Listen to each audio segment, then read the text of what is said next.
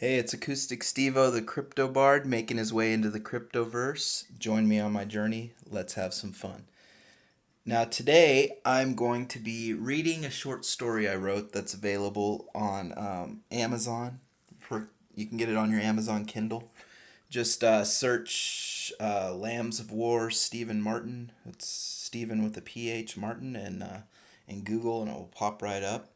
It's only $1, but if you just want to hear it read aloud, this is what this video is going to be. So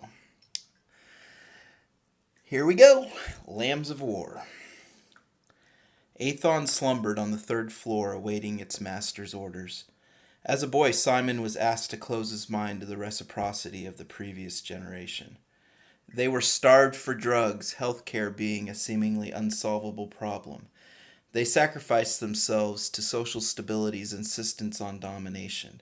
They became blank, wandering souls burning for release. The computers they created to make their lives easier now marked and sorted them like cattle. Things had become easier, but for whom? On October 23rd, 2042, the depleted reserves in Alaska gave their final buffet of black gold before coming to a resolute halt. The world was no more. As an adult, Simon found it hard to summon the ambitious intent needed for revolution. He was smart enough to see through the curtain of lies that had been broadcast his entire life. He knew that modern civilization was doomed. He knew that it was a corrupt monster without room to roam. But like so many other brilliant minds of his time, he chose the road more traveled. He chose to live his life for himself. Although his mind cried out for freedom from such a regimented existence, his spirit had long been subordinated to corrupt authority. The populace had grown weary of their masters, and like so many others, he felt the desire to do harm. The seeds that had long been festering in the quagmire of his subconscious mind were now given license to proliferate. The end was here. The lone occupant of the lobby, a neglected television set, blared news of civil unrest.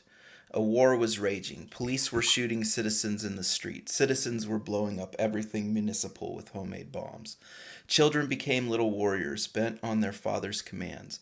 The military had sent out orders for all inactive members to report for assignment, half of whom not only did not report, but also with blatant treason joined the other side with blazing guns. And the children were winning. The Revolutionary Army was growing at an unstoppable rate. The news was endless. The scenes were bloody. He turned off the television. Simon was rounding the stairwell to the third floor when he heard gunfire. Someone had an automatic weapon. Damn. The military had set up post. He hoped to avoid violence, but now realized that he had been indulging in wishful thinking. Never having fired a weapon at a human target, he could not help but cringe at the thought of a gunfight. He clenched his shotgun to his shoulder, took a deep breath, climbed the remaining steps, and slowly opened the door to the third floor. Silence. Well, almost. He could hear the whispers of a television creep down the vacant hallway. He moved the shotgun to a ready stance and began a slow gait. He rounded a corner and was met by the incessant flicker of rays spilling into the hall through an open doorway. Who was on the other side of that door? Sweat sprung from his brow and rolled down his cheeks. He closed his eyes for a moment and tried to clear his mind. His mind was uncooperative. A steely panic spread through his body, and he began to tremble. His knowledge of combat was acquired from the safety of paintball competitions. He was an accurate shot, but this was hardly paintball, and facing an automatic weapon with the limited range of a shotgun did not help his chances. Things were not looking good. The building was supposed to be empty. He was supposed to be in and out, but this was war, and war has its own agenda. He procured a smoke bomb from his belt, took a deep breath, pulled the pin, and let it sail into the waiting room. The gunfire started almost immediately. The doorway splintered in a storm of shrapnel. A piece smacked his left cheek, watering his eyes. Then he heard a loud click, and then another click. Instinct took control, and he stepped through the door. Light from the television danced through the smoke, giving the figure in the middle of the room a demonic authority. Click. He pointed his shotgun at the figure and fired. The figure lay curled in a fetal position in the middle of the room, no longer a threat. Smoke began to clear, and the once demonic vision began to take on the soft form of a woman. He bent down to look into her eyes. They darted around wildly, finally focusing on his face. She had love in her eyes, tenderness.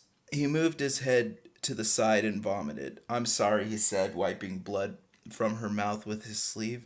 She was dying. He was her killer. He was responsible for the destruction of this beautiful creature. She could only be 25 at the most. Her crystalline blue gaze pierced his heart like a dagger, yet that was not the intent. He could see the warmth of her soul simmering in her youthful complexion, heightened by the proximity of death. Her blinking slowed as she searched his face for clues. "I'm sorry," he repeated. She smiled a little. How could she smile? He wiped more blood from her lips. She was trying to tell him something, but wasn't able. She gurgled out a few mouthfuls of blood and seemed to catch her breath for a moment. She pulled him close to her mouth and whispered in his ear, "I don't blame you. Please don't let them hurt my kids." And then she was gone. Simon spent several minutes just sitting there, holding the woman's dead hand, feeling it grow cold, tears brewing in his eyes, unable to move. Her uniform had been ripped in several places. She had a large gash on her forehead, neither of which were his doing. He remembered the shots he had heard in his ascension. In the corner of the room lay an officer, face down in a pool of blood. It was all too apparent what had led to the initial gunfire. He reached up and read her dog tags. Right. Mary E. His mother's name was Mary. He could no longer control his tears. The television roared news of apocalypse. He turned it off with a shotgun blast. He threw the shotgun into the corner of the room with the dead man. Mindlessly, he performed his task. While he waited for the program to upload into Atheon's mainframe, he logged onto the internet and searched for Mary E. Wright. He found her address and wrote it in a small notebook he kept in his breast pocket. The program uploaded successfully. Atheon was now under his control. He told Atheon to shut down all the computers on its network. Atheon obliged, its own computer face extinguishing with an ominous blink. His destruction was done. But it held no meaning. He returned to Mary's corpse, took her tags, and put them in his breast pocket. "I won't let anything happen to them." The house was on the outskirts of the city, in a suburb that was no longer a safe haven for the working class. In the chaos of civil unrest, inner-city gangs and homeless vagrants began a hostile takeover of the area, pushing suburbanites into the very streets they had spent years escaping. He pulled into the driveway and turned off his headlights. The windows of the house had been boarded up and the door was caged by steel framing. He rang the doorbell. The door cracked and a young voice asked, "Mom, is that you?" "No," he answered. "I'm afraid your mom's... I need to speak to an adult." The voice was silent, the door shut. He rang the doorbell again. No answer. Again, no answer. 4 men sitting on the front porch of a house about a block away noticed him and apparently decided he would make good sport, because they started cackling to themselves and shuffled from their porch to their driveway to the street. He rang the doorbell repeatedly. The door opened. "Go away," said the child. "Your mother wanted me to give these to you and to tell you that she loves you," Simon said, waving the dog tags in front of the cracked door. The miscreants were closing in fast. Their hedonistic laughter permeated the air. One fired a pistol. The door opened. A wide-eyed 11-year-old boy stood with his arms crossed. "Where's my mom?" "Son, you're going to have to let me in so I can tell you. There are some bad men out here who want to hurt me, and if you don't let me in, I won't be able to tell you." The men were too close now. "Hey, mister, what are you doing out so late? Don't you know it's past your bedtime?" one chided, stepping onto the front lawn. "Oh, he won't have to worry too long about that. He's going to be sleeping for a long time," said the one with the gun. The boy opened the steel caging. Simon jumped in, slammed the cage shut the door, and secured the deadbolt. He turned around. The kid took a gun from his jacket and pointed it at Simon's gut. His little sister stood at the end of the hallway with her thumb in her mouth, watching with an unsteady sway. At the sight of the gun, she dislodged her thumb and said, "No!" Simon's gut squirmed as he looked into the boy's hawkish eyes. The men outside started shooting at the house. "I'm not going to hurt you. I just wanted to give these to you." "Is she alive?" the boy asked, with eyes that seemed to know the answer. "No, I'm sorry." Simon took a step, laid the tags on the floor, and stepped back. The boy picked them up, dropping the gun in favor of the tags. Clenching them in his hands, he began to cry, and his sister joined in, producing an unbearable chorus of agony. The shooting outside stopped, but the lamentations of the orphans continued into the night. The children were sleeping, and he was alone with his thoughts. The safety of the world he had known before this upheaval was gone. The toppling of authoritarian government had come at a high price. Anarchy was birthed, and nations were no more. The program he uploaded into Atheon's mainframe would ensure that the government's reign was doomed. Any hope of it regaining control through technology was smashed. The citizens and the government were finally on equal terms. He was not satisfied with his task's completion. He thought he would feel a great weight being lifted from him. Instead, he was swimming in sadness. These little ones were his lot. They had no family. He had discovered this when he asked the boy whom he should contact to come get them. The boy shrugged with his head down, saying, "No one." His heart broke with that answer. How could he have taken what they needed most? How would he be able to take care of these children he knew nothing about?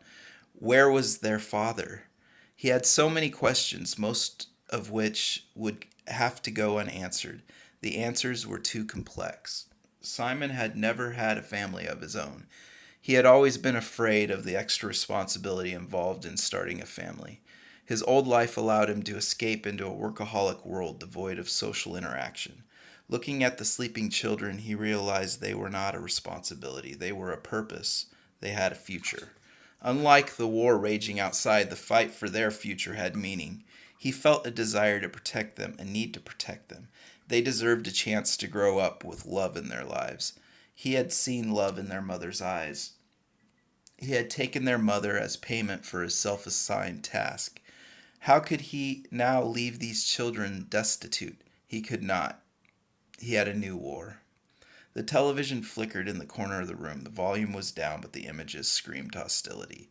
He looked at the children cuddled up on the couch, exhausted and miserable. Outside, a gunshot rang into the night. He put a blanket over the sleeping children and turned off the television. All right, y'all. That's Lambs of War by Stephen J. Martin, who is me. So if you like this story, give this video a thumbs up. If you see it on DTube, please upvote it. Thank you for listening.